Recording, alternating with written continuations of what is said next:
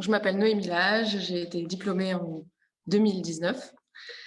Et voilà, j'ai fait une mission avec la chaire.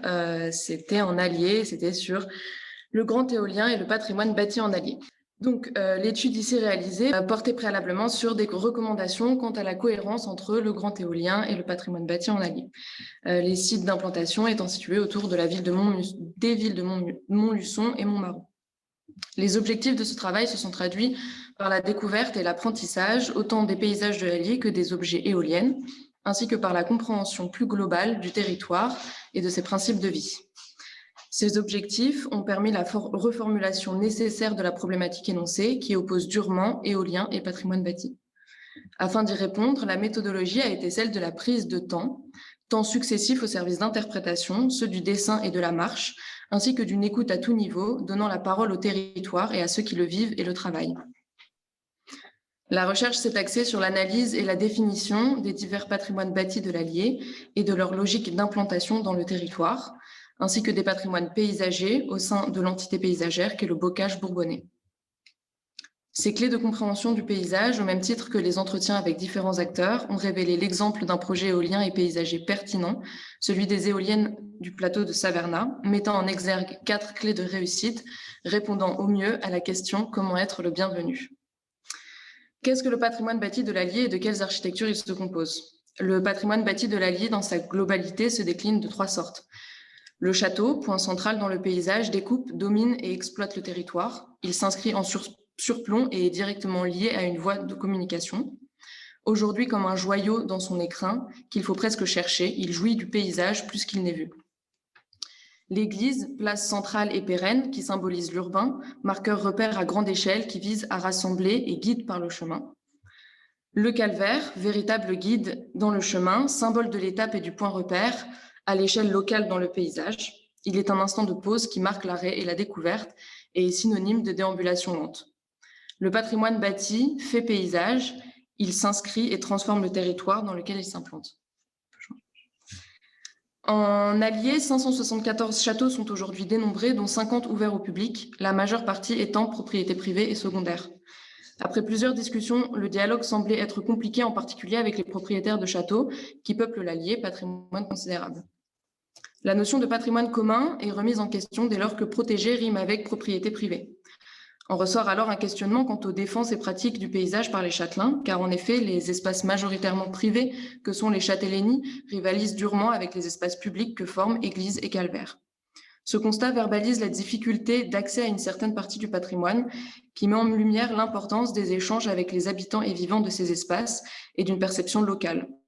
Car, comme vu lors d'un entretien avec un agriculteur du plateau de Savernah, à la question « Quel est votre lien avec le patrimoine bâti ?», la réponse avait été « Aucun, vous savez, pour ça, il faut avoir du temps ». La carte postale de l'Allier aujourd'hui, c'est un château dans son écrin végétalisé qui tend à ressembler à une image figée du Moyen-Âge parfaitement préservée, qui n'existe plus et n'a pas existé tel qu'on prétend le montrer. Le patrimoine bâti château, comme démontré initialement, a transformé le paysage et l'a exploité. Cette image de préservation qui est ancrée dans l'inconscient collectif n'a de fait pas lieu d'exister puisque chaque patrimoine a été le témoin et est aujourd'hui le vestige d'une activité humaine sur le territoire. Le patrimoine bâti château n'a pas été écarté de l'étude, mais il a été nécessaire de bien recentrer le sujet, de faire un pas en arrière dans cette confrontation entre éolien et patrimoine bâti, de sorte à inclure une bonne dynamique de dialogue. Quels sont les paysages caractéristiques de cette campagne bourbonnaise? La campagne bourbonnaise se caractérise par 2 éléments majeurs que forment le patrimoine paysager du bocage bourbonnais. Le premier, le bocage, s'inscrit dans le paysage par la présence du patrimoine bâti château, auquel il est historiquement et intrinsèquement lié, et découle d'un entretien et d'usage caractéristiques à l'agriculture et à l'élevage et d'une activité humaine. Il est à échelle humaine une densité végétale qui donne à voir des horizons, propice lui aussi à la pause et à la découverte, et qui enferme tel un tunnel, se focalisant sur le mouvement. Il est, à échelle territoriale, les lignes structurant ce réseau de haies aux strates multiples qui forment les paysages de l'entité bocage bourbonnais. Le second, le chemin, qui, en suivant la topographie des sites et en liant la diversité du patrimoine bâti reconnu, est une ligne parsemée de repères qui fait corps avec le paysage sur lequel il s'implante et qui, par sa jonction continue avec le bocage, offre un mouvement perpétuel dans le paysage et du paysage. Ainsi, chemin et bocage traduisent une densité paysagère certaine, ils donnent une importance à échelle humaine de la traversée lente dans le paysage et des différentes densités végétales qui le composent et y prennent vie. C'est la relation entre le patrimoine paysager que constitue le bocage et le réseauvière et le patrimoine bâti composé de châteaux, églises et calvaires qui donne à l'Allier ces paysages caractéristiques et identitaires. Patrimoine industriel et énergétique de l'Allier. L'Allier, historiquement, a su inclure un patrimoine industriel important et faire évoluer ses paysages. La transformation du territoire, notamment autour de Montluçon, résultant d'abord de l'exploitation de ressources, s'est traduite par la réalisation d'un canal, l'élaboration de multiples voies ferrées et la construction d'un barrage dans les gorges du Haut-Cher. Ce patrimoine industriel est global, il est constitué dans la diversité et est fait de vestiges qui résonnent dans le paysage. Les horizons industriels ne sont alors pas simplement utiles, ils deviennent paysages, ils sont assumés et en font partie intégrante. Ces témoins relatent d'une activité humaine et répondent à ses besoins, au même titre que l'énergie et donc les éoliennes. Comment être le bienvenu? Les clés de réussite dans le processus du projet éolien. Un projet, quel qu'il soit, n'est jamais figé, il est mouvant, il se déplie et continue de vivre et de se transformer, et l'enjeu est de pouvoir réussir à l'accompagner dans ce processus. Le dialogue avec les acteurs, en l'occurrence la chef de projet à l'Office du tourisme Valais-Cœur de France, un agriculteur, un châtelain et un chef de projet éolien, a permis la compréhension d'un exemple déjà présent sur le territoire, celui du projet éolien et paysager du plateau de Savernah. De cet exemple paysager communal et énergétique en sont ressorties 4 clés de réussite du projet éolien. La première, entrer dans le projet éolien par le paysage. Le paysage n'est pas un volet dans une étude d'impact, il est transversal. La deuxième, s'ancrer localement pour établir un dialogue. La troisième, profiter de l'éolien pour valoriser le paysage et le patrimoine. Et enfin, la dernière, que je détaillerai en quelques mots, s'affranchir de la méthode éviter, réduire, compenser et tendre vers inviter, créer, composer. Je m'explique ici. Ce procédé étant obligatoire, le terme s'affranchir fait simplement écho au dépassement de la séquence ERC afin d'atteindre véritablement la démarche de projet.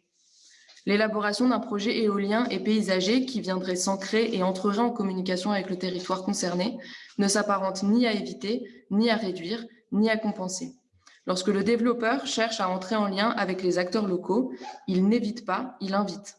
Lorsque les élèves de l'école primaire de la ville de Quinssaines nomment les éoliennes, ils ne les réduisent pas, ils ne réduisent pas leur grandeur, ils les magnifient et créent une nouvelle image, celle de l'énergie identitaire.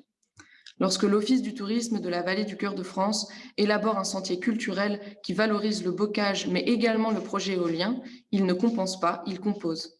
En fait, c'est plutôt inviter, créer, composer qui permettrait de voir le projet éolien comme une véritable nouveauté positive, de telle sorte que le projet éolien ne soit plus pensé comme impactant le territoire et ses patrimoines, mais bien comme composant des paysages. Je finirai cette courte présentation par la définition du dictionnaire Larousse de patrimoine. Bien contient par héritage de ses ascendants, qui est considéré comme une richesse, comme l'héritage commun d'un groupe. Et comme dernière ouverture, nous pourrions poser la question suivante. Réussirait-on à penser les énergies d'aujourd'hui qui transforment et se greffent au territoire comme étant les patrimoines de demain? Voilà. Merci beaucoup Noémie pour cette prise de recul aussi, finalement même sur le vocabulaire. Alors peut-être, François-Xavier, pareil, paysagiste concepteur, a encadré aussi le travail, enfin composé avec Noémie, pardon, excuse-moi. Avec Noémie sur ce travail en allié. J'ai travaillé avec un développeur éolien qui est Boralex, avec les services de l'État, l'Adréal en France. Ouais. Voilà, donc c'est pour donner un peu. Et la DDT 03 aussi. Et la DDT également. Peut-être François-Xavier, si tu peux prendre effectivement 10 minutes pour réagir au joyeux travail de Noémie auquel tu as participé. Oui. Ben, volontiers, oui. Donc, vous m'entendez tous là, c'est bon? Oui. Oui, très bien. Voilà, donc en fait, je vais redire un petit mot sur les dessins. Comme Michel, enfin, je ne vais pas paraphraser Michel, parce que globalement, on a vraiment une convergence, je trouve, entre ces deux recherches-actions, et que c'est d'abord effectivement la façon dont chaque paysagiste a mené son étude, et là, Noémie l'a fait pas du tout comme je l'aurais fait. Je n'aurais pas été capable de dessiner comme ça. Je l'aurais fait autrement, mais voilà, elle a mené cette étude en décidant de prendre le temps, et en fait, c'est ça que l'on sent. Et ce que j'aime bien dans cette présentation, où finalement, il n'y a que 5 dessins.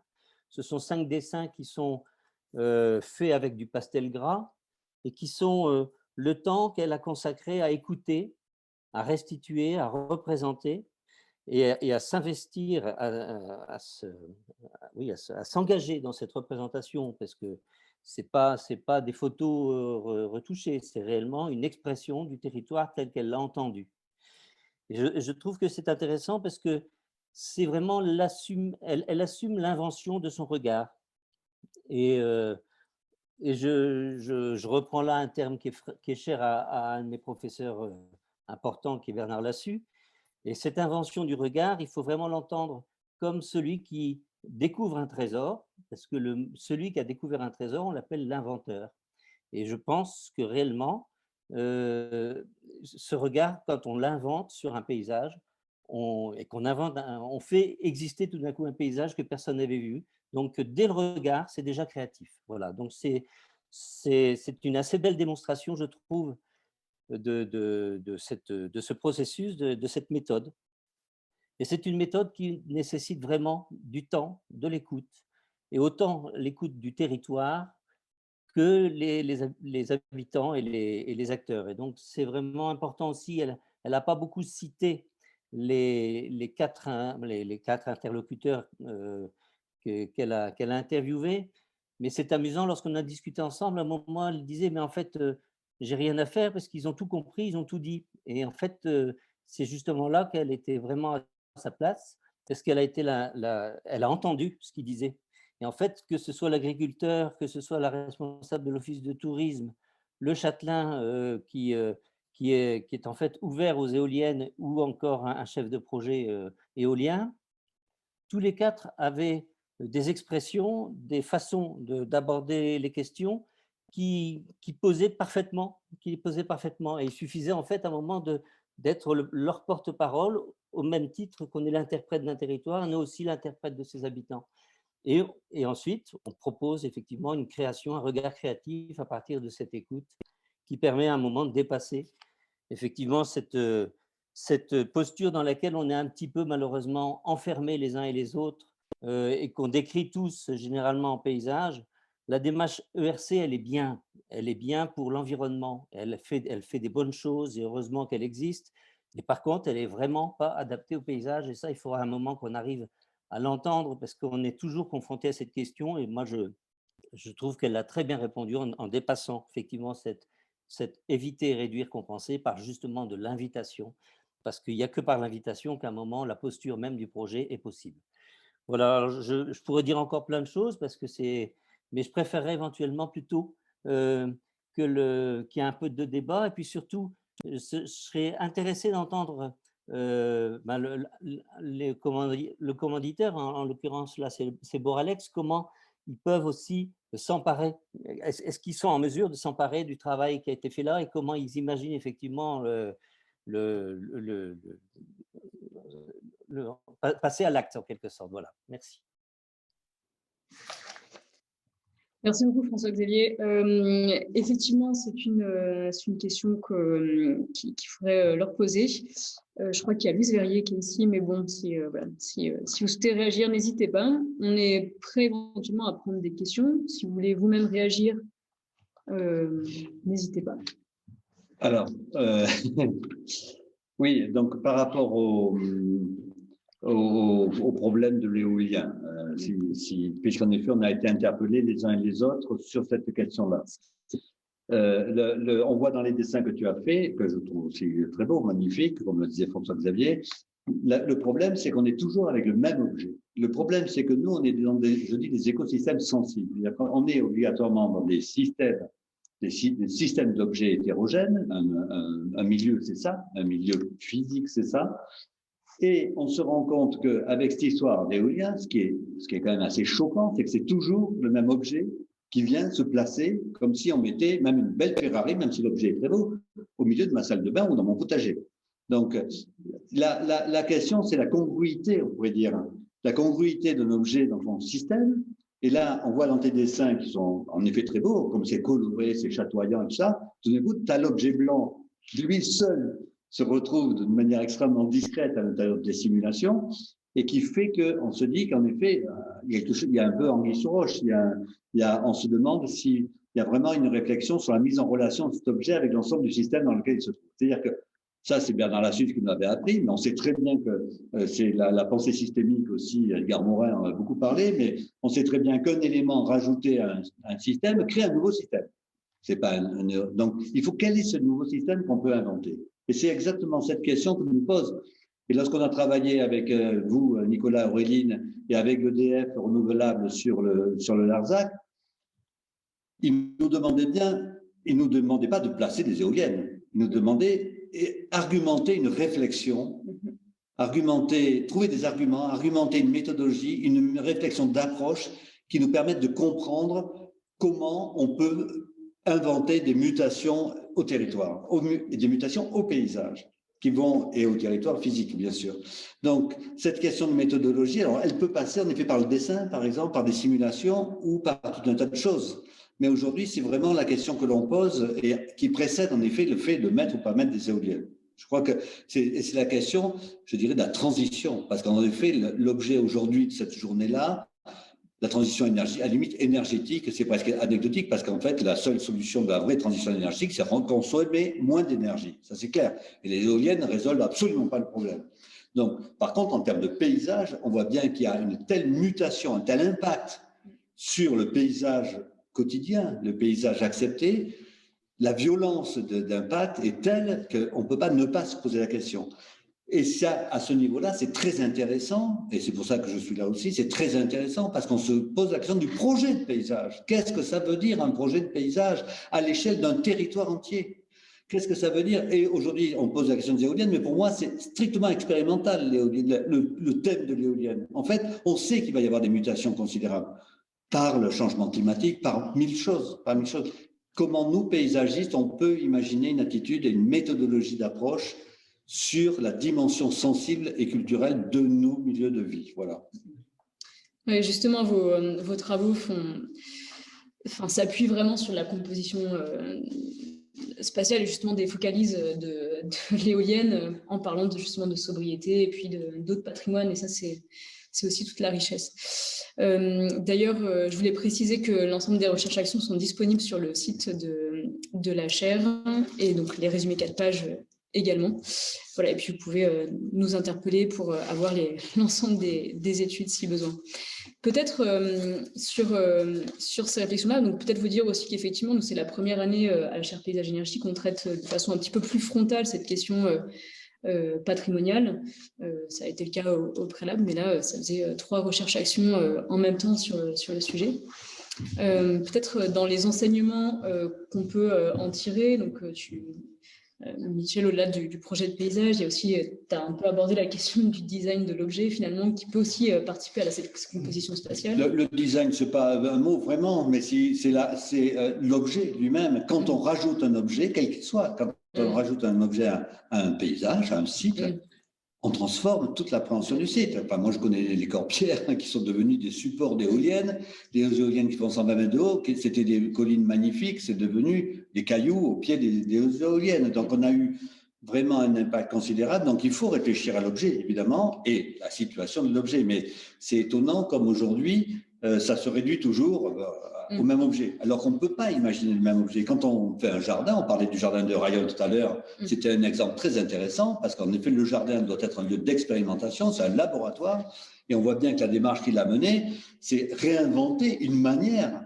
parce qu'il y a un site, il y a un lieu. Et quand je disais tout à l'heure, tout territoire est un patrimoine, bien sûr, tout territoire a le respect, suscite le respect d'être patrimonialisable.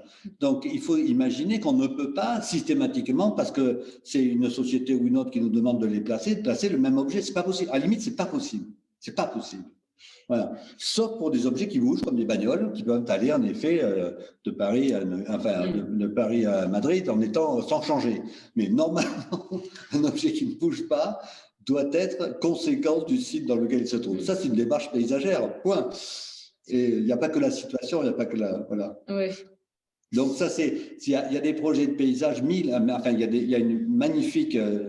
je veux dire, réflexion paysagère, de recherche. Donc, c'est pour ça que j'encourage la chaire. Je suis très heureux d'être parmi vous. Mais non, mais c'est parce que le domaine est immense, en effet. Et c'est vraiment, dès lors qu'on va se soucier de cette question-là, de cette perception, de cette manière d'appréhender le monde qui nous entoure et de dire, voilà comment on peut faire pour qu'en effet, il soit le plus acceptable possible par le maximum de gens possible. Et ça, et la question de l'esthétique n'est pas du tout une question annexe ou décorative, c'est une question fondamentale, parce qu'il n'y a rien au monde qui ne soit perçu. J'ai quand même envie de répondre un petit peu, à moins que tu aies envie de le faire, Noémie. Moi, ce que je vois dans le travail de Noémie, ce n'est pas de placer des objets, mais c'est vrai que, comme on voit une éolienne, l'idée qu'on se fait de l'éolienne supplante ce que l'on voit. C'est-à-dire que je ne sais pas si tu parles réellement des dessins de Noémie ou de son approche ou de la notion même de l'éolienne. En fait, non, je ne parlais pas de Noémie d'ailleurs en particulier. Hein. Oui, mais en travaillant avec du pastel gras et en acceptant de dessiner de la même manière ces éoliennes comme le reste, d'ailleurs elles ne sont jamais blanches en l'occurrence, là, elles font partie de la matière du paysage. Et en fait, surtout ce qu'elle a dessiné, c'est qu'elle a dessiné à chaque fois le ciel. C'est qu'en fait, ce n'est pas l'éolienne, c'est tout d'un coup, elle fait exister le ciel qui n'existerait peut-être pas de la même manière sans l'éolienne, parce que ça parle du vent, ça parle d'autre chose. Donc en fait, et puis il y a aussi tout un travail avec la découpe et le rapport au végétal, parce qu'on est dans une zone bocagère. Donc c'est quand même effectivement un travail sur le paysage, et c'est cette analyse-là. Alors effectivement, l'étude n'a pas été présentée, c'est simplement 5 dessins. Mais c'est justement pas des dessins, c'est-à-dire c'est des expressions de processus, un processus de regard, de représentation, d'appropriation et d'engagement par rapport à quelque chose qu'on accepte de dessiner. Il faut savoir qu'on a l'habitude d'incruster les éoliennes dans les photomontages. C'est un vrai problème parce que incruster, se taper l'incruste dans un paysage, ce n'est pas une façon effectivement de rentrer dans une bonne relation. D'emblée, les choses sont faussées. Et là, ce que j'appréciais, c'est que justement, on n'était pas dans l'incrustation. Voilà. Xavier, juste pour le débat, on continue. Non, mais si tu veux, je pousse au crime Noémie. Je la pousse au crime. Je trouve qu'elle a été bien trop timide sur les éoliennes. Comme elle a fait des couleurs magnifiques de ces chemins qui n'ont absolument pas ces couleurs-là aujourd'hui. Donc, elle a inventé. Non, mais elle a très interprété avec ses pastels gras, ce que je trouve très bien, très interprété la réalité physique, je dirais, et le réalisme dans lequel elle aurait pu tomber, une espèce d'hyperréalisme sinistre. Elle l'a énormément interprété. Moi, je la pousserais au crime en disant, vas-y, interprète, tu as interprété les arbres, vas-y, interprète ces objets qui sont censés produire de l'énergie avec le vent. Invente, crée autre chose, c'est tout. Dans la logique, dans son système de couleurs, dans son système de pastels. Et là, moi, je ne suis pas du tout contre le fait que la simulation artistique pure, je dirais, c'est une bonne méthode de travail aussi. Hein. Peut-être Noémie, si tu veux. On a une question sur laquelle je pense que Noémie peut répondre, puisque c'est une question sur l'échelle de l'éolienne et que la question, en tout cas, de son travail traitait de l'échelle et qu'elle l'a travaillé elle-même. Nous avons une question donc de Sophie qui nous demande « La question de l'échelle des éoliennes est essentielle. Aujourd'hui, les éoliennes dans les derniers projets déposés peuvent atteindre 220 mètres de haut. Les Allemands parlent même de 240 mètres. Comment traiter cette démesure de la hauteur qui ne se posait pas lorsque l'éolienne mesurait 120 mètres de haut ?» Je pense que tu as un chapitre. Justement, en fait, dans cette recherche qui a été faite, la question de la hauteur, ça a été quelque chose qui est revenu souvent. Et il y a un chef de projet éolien, justement, quand je l'ai eu au téléphone, qui m'a dit « Je mets au défi quiconque, que ce soit vous ou moi, de près ou de loin, de pouvoir définir si une éolienne fait 150, 180 ou 200 mètres. » Parce qu'effectivement, c'est un objet démesurable qui appartient fondamentalement au ciel et au vent. Et moi, dans cette étude-là, je pense que la manière justement de regarder l'éolienne et de la replacer dans un contexte à échelle humaine, c'est-à-dire que l'éolienne est tellement grande qu'on la voit dans une échelle, je pense, territoriale, ou enfin qu'on la démesure parce qu'elle est démesurée, mais dans une échelle humaine et dans une échelle de la traversée et de la randonnée, c'est justement cette myriade de haies et ces haies bocagères et ce réseau bocager qui est cette topographie qui permet en fait d'avoir des ouvertures et des fermetures et qui permet de voir ces éoliennes qui confondent leurs pales avec la cime des arbres, qui confondent leurs pales avec une végétation qui est avec des strates vraiment multiples. Et c'est comme ça, je pense que c'est avec ces perceptions-là et dans mes dessins, c'est par là que j'ai essayé de les faire voir. Je pense que c'est par ces perceptions-là qu'on peut essayer d'avoir une autre vision et permuter le regard sur la hauteur des éoliennes. D'ailleurs, Nicolas, si tu veux peut-être réagir, puisque tu as aussi travaillé cette question de l'éolien en relation avec le végétal, et notamment en cœur de clairière de forêt. Sur la question des éoliennes de 220 mètres, je ne sais pas trop quoi dire. En tout cas, je sais que le projet que j'ai présenté à la fin sur cette éolienne isolée fait par l'agriculteur M. Vidal, jamais il aurait pu concevoir ou imaginer qu'il mette une éolienne de 240 mètres. Et c'est là où on voit aussi l'échelle un peu, on va dire, humaine d'un projet éolien. C'est qu'on ne peut pas imaginer ces échelles-là. Celle-ci faisait simplement 80 mètres, et déjà 80 mètres, c'est une place très importante dans le paysage. Ensuite, sur l'objet, Michel, il disait que c'était tous ces mêmes objets, c'est vrai, mais quand même, je pense qu'il y a justement un travail, enfin, c'est les mêmes objets, mais de différentes tailles, et il y aurait quand même un travail à imaginer sur cette taille, et dans quel contexte elles sont appropriées. L'exemple de la carrière, c'était essayer de trouver des relations, des rapports du double au triple entre la taille des arbres et puis celle de l'éolienne, par exemple. Juste pour revenir, Nicolas, après j'arrête. J'arrête de parler. Non, mais juste pour revenir sur Vidal, ce monsieur Vidal, c'était très intéressant de se rencontrer. On est allé à la cavalerie, vous connaissez tous la cavalerie, sur le Larzac. On a rencontré ce cher monsieur Vidal, qui est un néo-rural, très sympathique, qui s'est beaucoup donné pour réussir à survivre sur le Larzac. Bon, on en connaît quand même pas mal. Et il a placé son éolienne, qui est assez soigneusement placée. Et justement, Nicolas a terminé son étude sur cette photo. On voit l'éolienne perdue comme ça sur le plateau. Évidemment, le problème de cet objet, c'est que c'est le sens. Déjà, quand on disait la perception, c'est sens, sensation, sentiment. Je dis toujours les trois sens. Donc, c'est les trois sens. Donc, le sens a beaucoup d'importance. Évidemment, si un objet paraît incongru, même s'il n'est pas très gros, il va émotionnellement avoir beaucoup d'impact. Donc, il va prendre tout d'un coup beaucoup de perceptivité, on pourrait dire. Ce monsieur Vidal, lorsqu'on l'a rencontré, il est venu me voir plusieurs fois pour me dire « Et ça vous choque? Alors, ça vous choque mon éolienne? Ça vous choque ?» Et ça le préoccupait beaucoup, parce qu'il savait bien que lui, il avait été écolo de combat, etc., que sur le Larzac, il s'était battu pour pas que les militaires occupent les terres, etc., et au bout du compte, il a mis un objet technologique qui est quand même en contradiction un peu avec ce qu'il aurait pu prévoir de mettre, bien que en termes de fonctionnalité, de tout ce qu'on veut, ça a raison d'être. Mais ça le préoccupait beaucoup de savoir si un paysagiste était choqué par la présence en éolienne. Donc, je veux dire, juste, il m'a posé souvent la question. Et puis, le problème de ces objets, c'est qu'ils sont extrêmement modélisants, puisqu'en effet, on retrouve les mêmes dans les Corbières que sur le Nord, que dans le Berry, que dans le… partout. Donc, ils sont modélisants, c'est-à-dire qu'ils produisent des zones industrielles partout, sur toute la France entière. À la limite, le relief des collines des Corbières ou du Larzac, petit à petit, avec des éoliennes, où je parlais du plateau de la City en Crète, que je connaissais bien, qui deviennent le même champ d'éoliennes. Et globalement, un champ d'éoliennes, c'est extrêmement banalisant, tout simplement. Et donc, l'identité locale dont on parle, c'est pour ça que je parlais des gens du pays, mais c'est vrai que cette identité-là, elle est extrêmement maltraitée, je dirais, par ces questions d'éoliennes. Donc, quel projet on peut inventer? Moi, je ne dis pas que je suis contre ou pour. Je dis qu'il y a un très gros travail de projet à faire avec ces changements, ces transitions de modalités, d'occupation, de mutation paysagère. On les teste à travers ces expérimentations. Très bonne idée, très bonne idée. Peut-être qu'on peut… je crois qu'il n'y a plus trop de questions. On peut passer tout le monde a été… Et si vous voulez du coup réagir sur la journée, peut-être que c'est le moment.